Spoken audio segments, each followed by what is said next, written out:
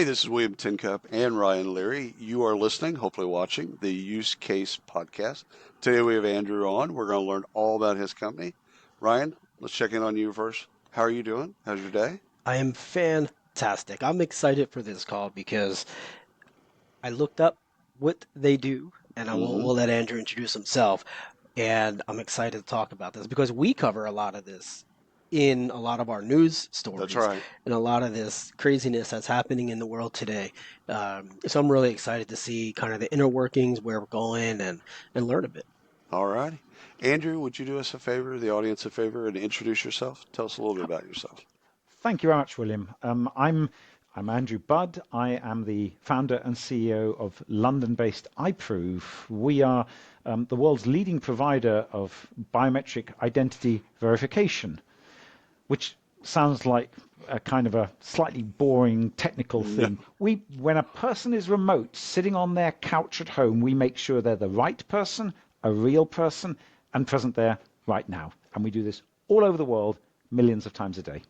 And did this start after COVID, or was this going on before COVID?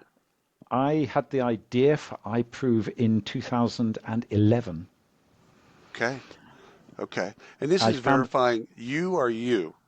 So this if is we're hiring verifying you are somebody you. in Sydney and we haven't met them for whatever reason, we've had calls and whatever, we don't know if they're doing the work. This is a way to then verify that that person is that person.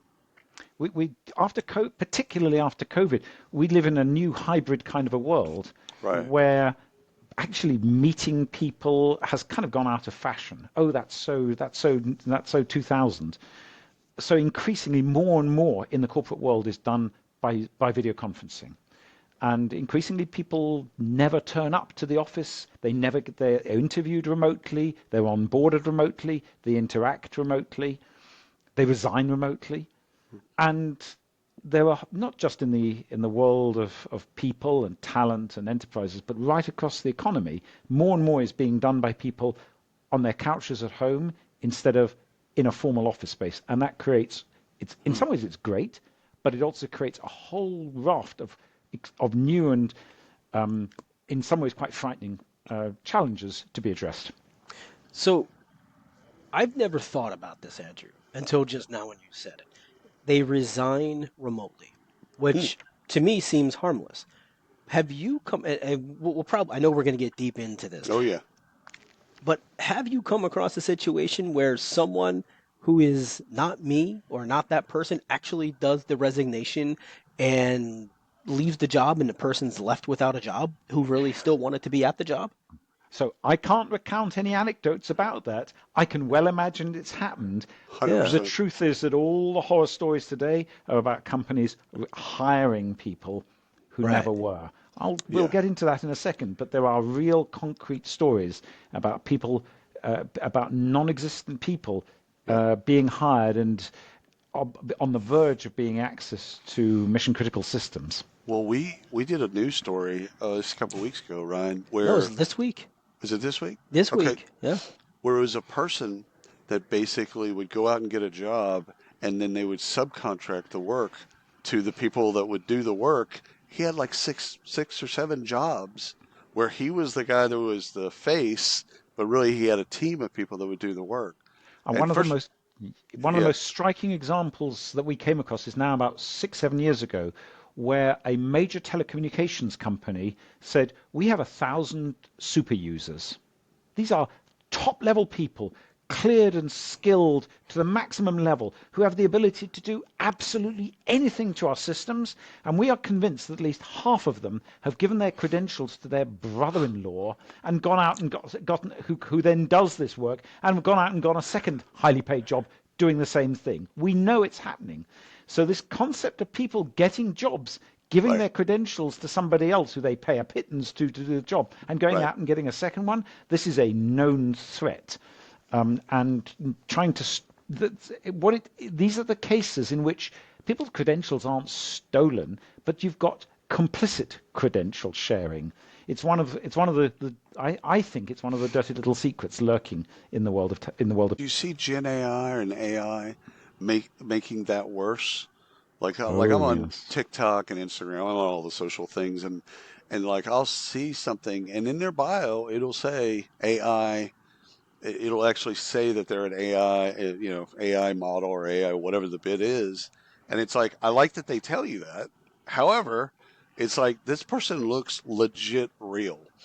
Like we've gotten to a point where like they're dancing, they're eating, they're talking. Like you. So I hate to say it, but my message in some ways for anybody who relies upon um, the evidence of their own eyes as a basis of trust when they're engaging online, the message is be afraid, be very afraid. Now, you kind of would say that, wouldn't you? But we are, as iProve, we're unique because we operate something called the iProve Security Operations Center. And what that means is that when anybody is verifying online using our system anywhere in the world, we analyze and assess that in real time, and we extract the evidence of attempted fraud, and we bring those frauds back to our analysts. So our analysts see what the bad guys are doing in worldwide, and what we've seen is a 700% growth in attacks by deepfakes last year. But what we've also seen is a tremendous evolution in the quality of those deepfakes. A year ago, everyone went, yeah, I can spot a deepfake. I think something like 52% of people thought that they could spot a deepfake. You know, your ears aren't the same shape, or one of your Hmm. eyes is upside down, or something like that. But that was last year. Yeah. This year, our analysts cannot spot the deepfakes by eye Wow. anymore. They have become indistinguishable to the naked eye. And that's not just our analysts. One of the great cases in this uh, it comes from a worldwide engineering consultancy company called Arup Consulting. Huge 6,000 consultants worldwide. They design the most prestigious buildings in the world. They are privy to lots of secrets. They are extremely skilled in cybersecurity. So back at the beginning of this year, the financial controller of Arup in Hong Kong was told to set up new payments for $25 million. He said, "I know what this is. This is a standard CEO fraud. You know, this is straight out of the playbook." So he demanded a video conference with his CEO, who gave him permission, but he still wasn't satisfied. So he had a call with the board, and they authorized. He knew the board, and they authorized him to make the payments, and he made the payments. Everybody on the board had been deepfaked, and he couldn't tell. And if Wow. Arup are vulnerable to that, everybody is. Oh yeah. Ryan, we Huh. reported that was in Hong Kong. Yeah. Yeah. Yeah, Ryan, that's what we reported on. we Yeah. reported on Yeah, that yeah. because we're like, this is getting It is to a point insane. where, again, that's just fraud, right? But it's detecting that fraud and having a plan. So who do we work with? Like, when you go into an organization, who do you tend to work with?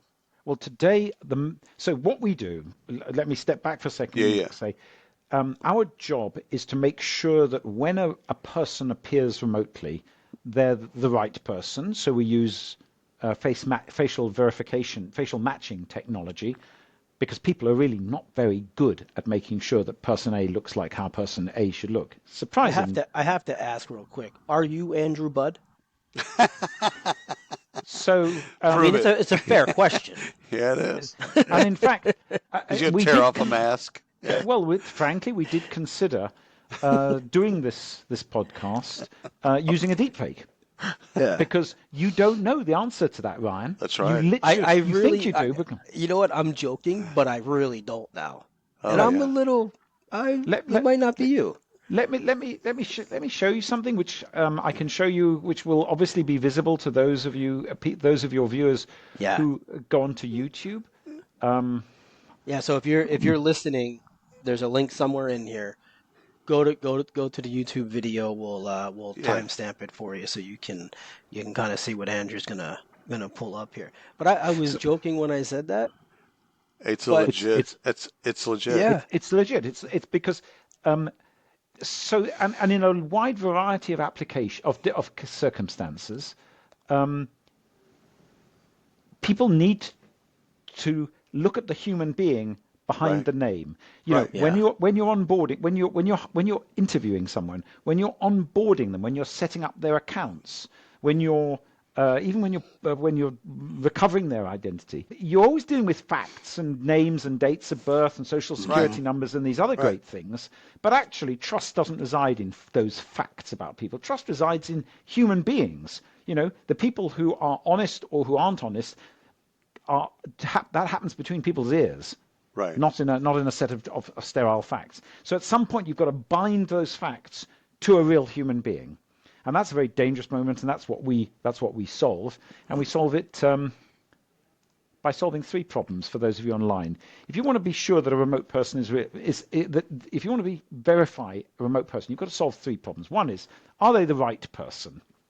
And that's a question of face matching. And that's a solved problem. People get very excited about it. Biometrics, does it work? Does it discriminate? No, it doesn't. That was a problem from 3 years ago. It works fantastically well, about 10,000 times better than any human being can actually do that matching. So protecting against impersonation using face matching, solved problem. Second problem is, are you actually looking at are you looking at a real person, or are you looking at an artifact like a photograph or an image on a screen or an iPad, or a mask? For those of you who aren't on YouTube, this picture in the middle of the screen shows a 3D printed coloured face of me that looks like nothing so much as a death mask. In fact, my wife absolutely refused to have that in the house. So you've got to make sure that you're not having an artifact, what is called a presentation attack, a copy of the person's face being put in front of the screen. And these can be done very, very well and very realistically. But actually, even that's not a particularly big problem. They're expensive to make, they don't scale, and there's a lot of trouble to attack one person. The real threat is the deepfake, in which you use generative AI technology to produce an image of someone, and then you digitally inject it directly into the data stream. On the right, you can see is an image of me deepfaked as Tom Cruise, and it's very realistic. Yeah. It is realistic. Yeah. Can't tell the difference.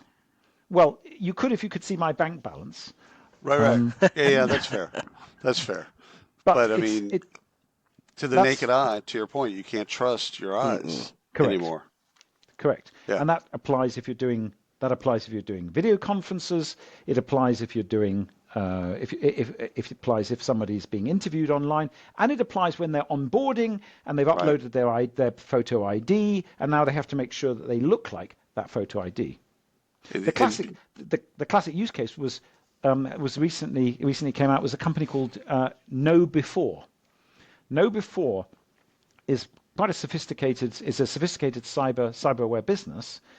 And they did several remote interviews, and a remote onboarding, and all the record checks, and they hired somebody, and it was only when they delivered the laptop to that somebody, and that somebody then started deliberately mounting malware, that their cyber protection rang and stopped him doing any harm, and they discovered that they had interviewed a deepfake, they had hired a deepfake, they'd onboarded a synthetic identity, and what this person actually was a North Korean hacker. I can see this being used in corporate espionage. Absolutely. By just having people infiltrate and work, and then gaining trust and gaining, just being a part of the team, and then just using all of that data and feeding it back to a competitor. Correct. The root of trust for people's identity integrity is a government-issued ID. Right. Government-issued ID has loads of interesting facts on it, but the only thing that ties it to the actual human being is the photo on the ID. So there comes a moment when you have to match the facts on that ID to the physical human being presenting it. If that ID has been, for example, created in the name of a synthetic ID and a photograph of a person who never existed, which is a very common attack method, and you can then deepfake the attacker so that they look like the person who's never existed, you've got you've onboarded somebody who's a completely non-existent person, and when they start to do wrong, you'll never be able to hold them account because the person who perpetrated it never existed in any way at all. That's the way that frauds are currently being perpetrated in the financial services and against government tax authorities today. Andrew, so many questions here. Yeah. Where do we begin? So I want to get into types of companies that are using, that you're talking to, who you're selling to within the Yeah. company, all of that good stuff. But I also want to know, I, I, I, I guess I come at life from the good side of things, which not Man, everybody does. man is basically evil or good. Yeah, like is the majority of this outside of what a normal person, myself, William, you would say, okay, there's a few bad actors in the world that do this. Where are we in, just for the audience's clarity, where are we in terms of maybe percentage of good versus evil in this space? And It's very good meaning, I look at deepfakes as, hey, I could do something really funny and send it to my mom, right? Or I Right. can go have fun with William and he'll These never are know. bad actors doing bad things. I Right. mean, Well, with yeah. Right. What's the percentage there? so the answer is it's impossible to know Yeah. because most organizations are not required to disclose these sorts of things happening. I mean, Arup, for example, and also know before, these guys weren't compelled. They did a public service by going public about this and going, look what happened to us. Right. You guys Right. should know. Most organizations don't necessarily talk Because about of that. the shame, they Uh, would th- have Right. they would have that up, and they don't want people to know that happened to them. and potential liability. There are lots Yeah. of good business Yeah. Yeah. reasons why, if you're not compelled to do it, you keep your mouth shut about this. But let's be clear: the majority of the world is good, but there are foreign adversaries with very Hmm. powerfully and well-funded secret services with high levels of technical capability, for whom this can be a strategic objective, more than one. There are very large-scale criminal gangs with enormous resources. I mean, large enterprise enormous resources, for whom this can be a both a source of opportunity and also, in some cases, a necessity. So you don't need many bad guys. You just need them. You just need them to be highly motivated.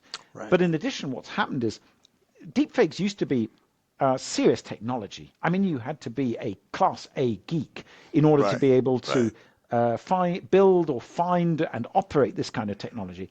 What's happened over the last year is that there has been a vast proliferation of these tools. You go onto the internet, there are over 100 tools that do this stuff really, really well, which you either get for free or you can pay a few $100. And suddenly, uh, it's crime as a service.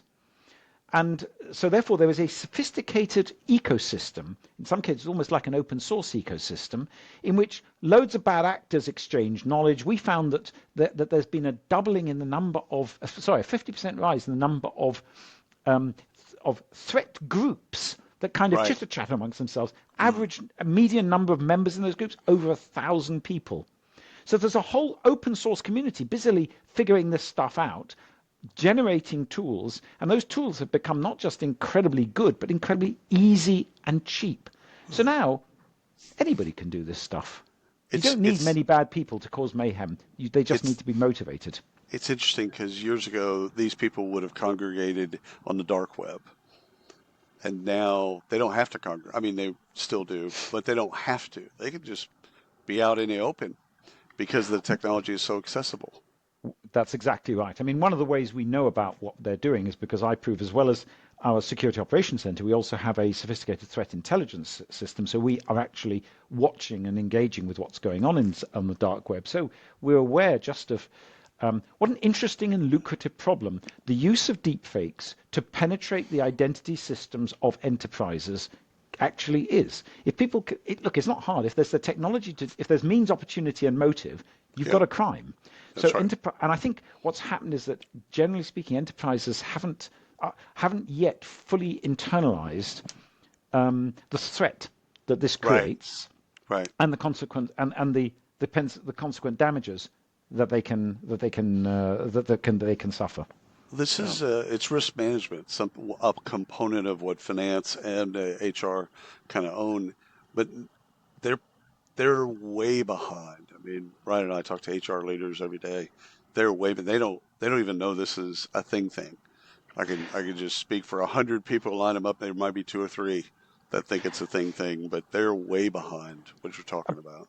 I mean, these poor guys, they've got other challenges, which are in some Right. cases more immediate and more direct. And Right. what they need another major threat, like they need a hole in the head. Yeah. Um, unfortunately, the technology and the people using this technology are not going to give them very much respite. No. And the number of ways of defending yourself against this is going to diminish, and the amount of threat is going to rise. What we have found is that when these threats arise, they don't grow suddenly. Right. They hit you like it's not like rising sea level from climate change. This is a tsunami. And the tsunami of this stuff is coming, driven by technology, because the technology of deepfake, of generative AI, is moving so fast, and driven by the opportunities that by the opportunities for gain or mischief that this can provide, not just within the workforce, but also within the extended workforce. Because what we're seeing also is harm can be caused by contractors, by the staff of contracting companies, by temporary workers, by people with whom the people function is slightly more weakly coupled, over whom they have maybe less control, but are in a position to do a great deal of harm. And when HR departments try to impose very heavy identity checking processes further down their supply chain, you get pushback, because nobody likes to have their business processes fiddled with by a customer. The nice thing about our technology, for example, is that it's extremely easy to implement. It's extremely it's extremely low impact. So you don't have to install software you can just use a web browser and so on. And it's also terribly easy. Look, most of our customers, about half our revenue worldwide comes from governments who are serving citizens. One of the things that governments demand when they're serving the citizens is inclusion and accessibility. Right. So our technology has to be incredibly easy to use, because otherwise governments end up on the front page of newspapers because this or that or the Yeah. other social group has been excluded, and that's unacceptable. Which So is we've had never to work good. extremely hard to make it accessible and inclusive, and that's great, because it means that if you impose it on your supply chain, the supply chain hasn't got a great deal to complain about. So let's talk a little bit about who are you having conversations with in the governments or in the companies that you're working with. I'm assuming it's not the HR leader. I'm assuming this is a much broader or higher level conversation. Maybe talk to us a little bit about that. So uh, the HR teams that you're talking to who aren't yet fully on board with dealing with the Right. deepfake threat are not alone. That is Right. true of many, many, many functions in many, many kinds of organizations. So today, the leading edge is actually governments who are establishing accounts for citizens who maybe want to pay their taxes, or more importantly, receive tax credits, or Right. citizens who are seeking to get benefits, money benefits, or the benefits maybe of residence or immigration, or criminal records checks, all over the world, or maybe seeking to gain entry to their country. So the IRS, for example, through a partner, ID.me, uses iProve to ensure that crooks cannot fraudulently sign up as people to file bogus tax returns and get loads and loads of money back, and then escape, leaving the victim in a bit of and the IRS out of pocket. In the UK, when people were setting up their National Health Service health accounts so that they could get their COVID passports, that identity had to be protected. In Australia, there's a national digital identity used for paying taxes and other social activities called MyGov ID. Onboarding to that, incredibly important. In Singapore, they have a national digital identity which is used for almost everything Right. that when you engage with the government, called SingPass, which is protected by us. So in many cases, we're dealing with governments who are trying to serve citizens, but at the same time protect both the citizens' identities and their own revenue. As banks, we work with UBS worldwide, for example. UBS is a huge wealth management company. You really don't want customers being defrauded. So in most cases today, we're talking to organizations who are serving members of the public and have to protect themselves against attacks on themselves and on those members of the public. The conversations are beginning now, or in fact are moving rapidly, towards the new world of securing employees, Right. Password resets is the cutting edge. One of the places, I mean, it's unbelievable. In 2024, and people still have passwords, and oddly enough, they forget them. So oddly enough, they need them reset. And if you're an attacker, what do? You reset someone's password, get the new password, seize control of their account. It happened to the CEO of a major financial organization about a month ago. Password resets is one of those places where it's one of those vulnerable spots where it's just where the pickings from attacking an employee's credentials are just stupendous, and the cost and sophistication required to do it's not very great. So we're being rapidly engaged in that sort of area. There are a number of other areas which are interesting. So, for example, where employees are not allowed to bring their personal devices. There are a range of applications where, if you're in a pharmaceutical factory or a pet food factory or a food factory or a call center or a trading floor, there are loads of places where you're not allowed to bring your personal device. In a world in which people authenticate themselves using their personal devices, not being allowed to carry your personal device along with you, bit of a problem. The other circumstances where where it happened to me the other day in the centre of London, kid on a bike mounts the pavement. I'm looking at my phone trying to figure out where on Google Maps where I'm going to go next. Snatches my phone out of my hand. Luckily, he was incompetent, so the phone fell on the floor and I was able to retrieve it. Otherwise, he would have become me. Where in a world in which your phone is the way in which you prove your selfhood.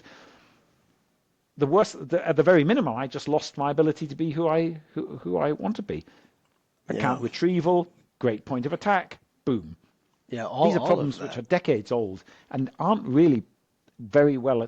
better addressed now than they were 10 years ago, which is one of the reasons why I found. As companies start pushing more for return to office, which we're seeing a lot of now, how does this affect return to office versus not? Are companies is this going to be a driving force in companies saying, no, we want you in the office because of verification, or is that industry dependent? That's an interesting question. A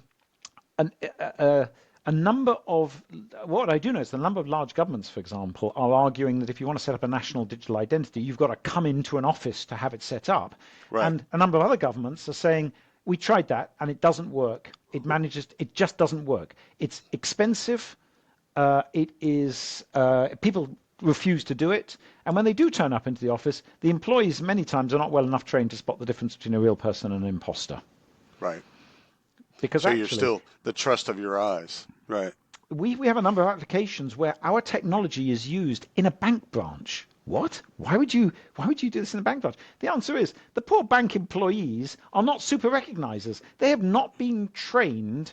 They don't have the profession. They don't have the skill to be able to distinguish between a real match between a 10-year-old passport photo and a person and an imposter. In fact, even skilled passport officers. There was a study done in Australia about 10 years ago in which they measured the performance of its skilled, experienced passport officers, and even they matched an imposter to a photograph about 10% of the time.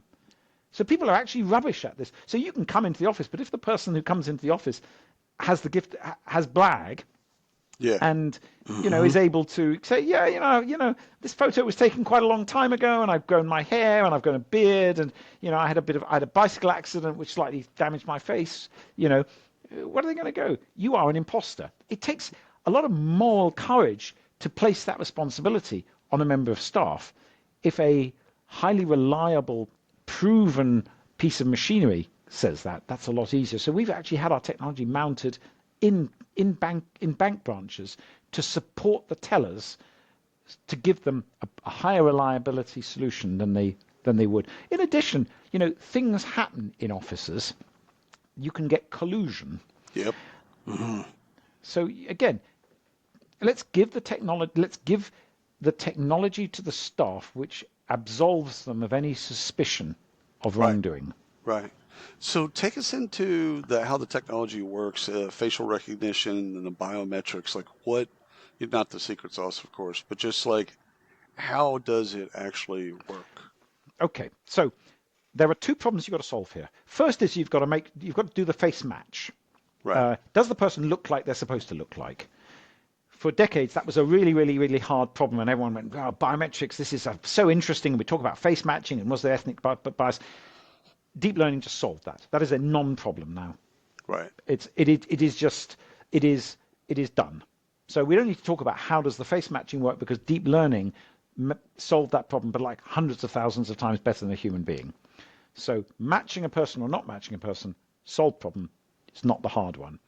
The hard problem, when you're dealing at least with a remote person, is are they real? Kind of go, why does that matter? Well, look, many firms are worried. Let me take you back a step. Many firms are worried about the privacy implications of biometrics. I'm sure you've heard this before. Yep.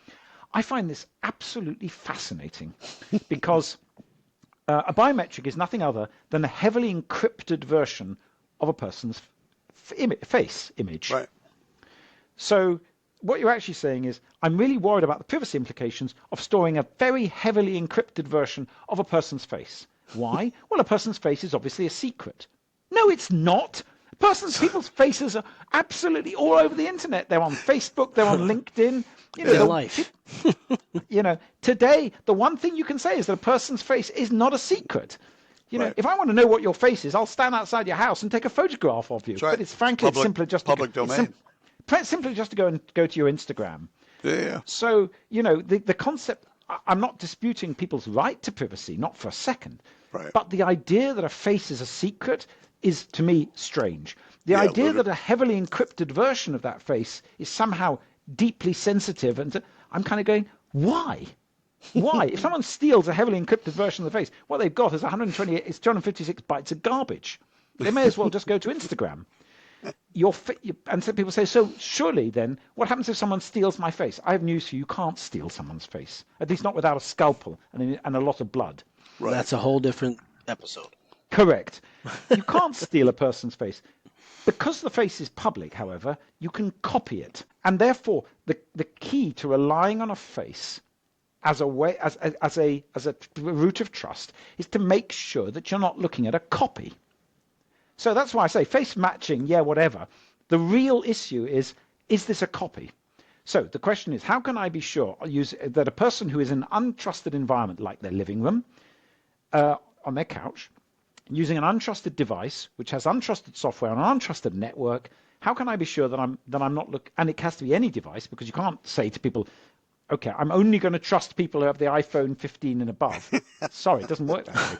We work for many parts of the South African banking environment. There were 28,000 separate Android models that we've had to verify people on their database.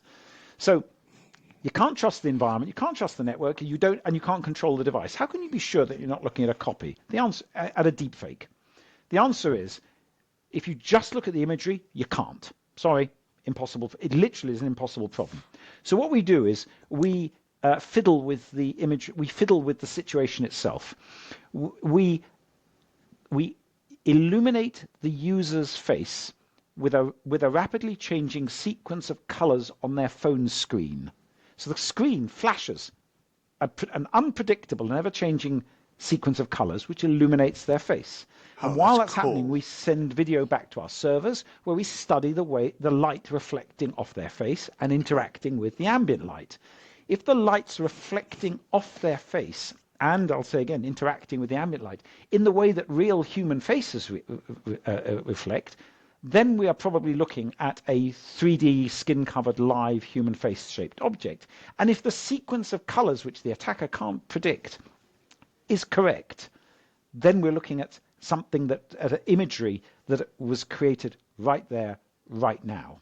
Right. And so so just the simple fact of illuminating their face with this unpredictable sequence of colors creates for the deepfaker a really strange and unfamiliar problem to solve. Tens of thousands of times a day they try to solve it, but because it's a strange and unfamiliar problem, they solve it imperfectly, and we spot that. Right. And because we've done this a billion times, so we have an exquisitely precise idea of what all the signals should be in order for them to be real, We know what reality looks like, and the attackers don't. How do you And stay ahead of this? by watching what the attackers are doing, by our iProve Security Operations Center, which watches, which receives data and metadata from every transaction that takes place worldwide, triages out the suspicious attacks and brings those attacks back to our analysts. We study what the attackers are doing in real time, and we learn from them. And so we go, oh, look what's going on here. This attacker, whoever they are, has tried this thing. That's really interesting. So we replicate it, and then we amend our systems to cope with that. So we will do up to 100 modifications of our system in a month. Yeah. In order to stay, and we stay ahead of them because we have an information asymmetry that we learn more from them than they learn from us. Right. And therefore we stay ahead of them by watching them and by studying what they're doing and learning from them. It's the way that all fraud protection systems stay ahead of the fraudsters. The difference is that this is a new form of fraud, which is biometric fraud, and at the moment, iProve is the only company in the world that does this. I'll say it again because it's one of those things that sounds like a piece of marketing fluff. It's literally true. iProve is the only company in the world that actually runs a biometric security operations center, watching what the attackers are doing and responding and adapting to it in real time. And that's the only way that we can stay ahead of the. Is there any relationship between some of the things we've seen in data leaks and identity verification? So have you Absolutely. seen? Is there any parallels there? Or am I drawing dots that don't connect? No. There are some statistics that say that 70% of all data leaks and system compromises arise from weak access control. And weak access control is Right. because access is given to people using credentials that are dead easy to socially engineer to be shared or compromised. You can't share a face. Sorry, not without a scalpel and a lot of blood. Yeah. And our systems are resistant to social engineering. So if people had insisted, if organizations insist that any kind of privileged access requires the user to iProve themselves first, these compromises would not have happened. Oh, if I'm terrified of this I'm episode, terrified. I'm terrified. I kind of, yeah. Like, I'm gonna have different dreams tonight, Andrew. No, but kidding aside, it's actually the conversation we should be having. yeah. Yes. Because this is an awareness thing, especially in the world that we play with talent. That they need to hear this. They need to understand how far the bad actors have come, and also protections against that. So, And this is something that we've seen coming for a while. In 2022, the FBI issued an explicit note on the topic, warning people of an impending risk of deepfakes, of the use of deepfakes to impersonate people for the purposes of onboarding. So the FBI issued a warning note as long ago as 2022. In 2018, I asked the FBI in an event that took place here in the London House of Commons what their view about the impending deepfake threat was. And back in 2018, they said we regard this as one of the coming existential threats to the stability of society. So this has been coming for a while. What has changed in the last year, as I said before, is the ease and cheapness of producing this stuff coupled with the quality of what is being produced. So a watershed has now been crossed. And that means that whereas you could read about this stuff a little bit like quantum computing, one day it'll change the world, just not yet. The same was true of deepfakes for many years. But the future just arrived. So, Andrew, in the couple minutes that we have left together, where do we go from here? And I know we can't solve the problem today, right? I guess this is ongoing. Where do organizations that are thinking about this, where do they go? How do they learn about it? What do they need to be aware of? So, the answer is that when it comes to the restricted problem of ensuring that a person who presents themselves online is themselves and not a deepfake, we can solve it because that's what we do, and we do it in a proven way. We do it millions of times a day, and our customers attest to the fact that we do it with extraordinary reliability, and we intend to do so. So if your listeners need to protect themselves against the appearance of people pretending to be people but are actually deepfakes that could present a threat, then they need to contact contact at iProve.com or come on our website. We can do this, and I tell you, we fully intend to continue doing this. People sometimes say, "What's your strategy?" And the answer is a bit like asking a hamster on a wheel, "What's your strategy?" The answer is stay where I am as the wheel accelerates. Well, you've got to stay ahead of the bad actors. So you got to understand what they're doing. That's like you said, a full-time job. Just staying ahead of them. iProve has 200 staff focused almost exclusively upon this particular problem. Occasionally, we come across competitors who have like 5 or 10 people, and they go, "We've solved it." I go, "I'm not paying 200 people because I enjoy payroll." That's what it takes. That's what it takes to reliably address the problem. That's the show title. Yeah, that's the show title right there. Yeah. Last question for me is monitoring, something in the background screening world, which is not where you're at all.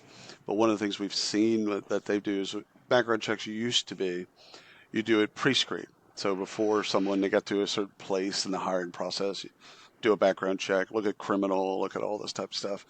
And all of those companies that do that still do background checks, but they do more employee monitoring. So they'll go and do those screens continuous throughout the employment. Is what we do here? Is it something that not only is it constant, or is it something that you check in all the time? I think if you've got a remote user, you have to authenticate them, and not necessarily every time, but periodically you have to authenticate that the real human being with whom you're interacting is whom they claim to be. So a part of your authentication strategy should be to ensure biometric authentication along the course of the life cycle journey. Ryan asked earlier, what can companies do? The first thing is do a threat analysis. Yep. The first thing is find out, assume deepfakes. Okay, what does that mean? How can those be used to attack us? What will be the consequences of those attacks? And how can we mitigate those how can we mitigate those risks? The first thing to do is not to be insouciant. Look, I founded iProve. After an incident that took place, 16 years ago. I was running the world's largest mobile payments business, and we had risks that we hadn't understood. And because we had some vulnerabilities, when the criminals found that out, within a matter of a few months, millions of people had money stolen from them through our network, which I was very ashamed of. But also I got pulled up on television. And a reporter thrust a microphone in my face and said, "Mr. Budd, the role of you and your company in this scandal, were you complicit or just recklessly incompetent?" Huh. Wow. Well, how do you answer that one? Good Lord. That's a trick question because there's no right answer. It's the old. But you know what? It's when you're dealing with risk, it is actually the right question. Yeah. If you are sitting on latent risk, right, and you haven't looked for it, and you haven't done that threat analysis, then in my view you are recklessly incompetent. And if you saw that risk, and you didn't make a reasoned assessment of it, if you knew the risk was there but you were in denial, I'm sorry, but I think in my book that is complicity. So any company, you cannot ignore the fact that deepfakes are coming to visual communications and are coming to identity verification. So it is incumbent, I think, upon every HR department to say, what does this mean for us? What's the risk that this presents? To what degree do we have to mitigate it? And how should we mitigate it? And not engage in what I see a number of organizations, other parts of other organizations, so not HR departments and enterprises engaging, which is denial. Yep. We're a bit busy, let's not think about it. Put their heads in the sand and be done. Andrew, this has been a fantastic episode, and it's going to get Ryan and I to talk about a bunch of stuff afterwards. So thank you so much for carving out time for us and our audience and explaining this because, again, like we said, we need to talk more about this so that people understand what is now, not some, something that's going to be in the future. It's now. So we appreciate you, brother. Thank you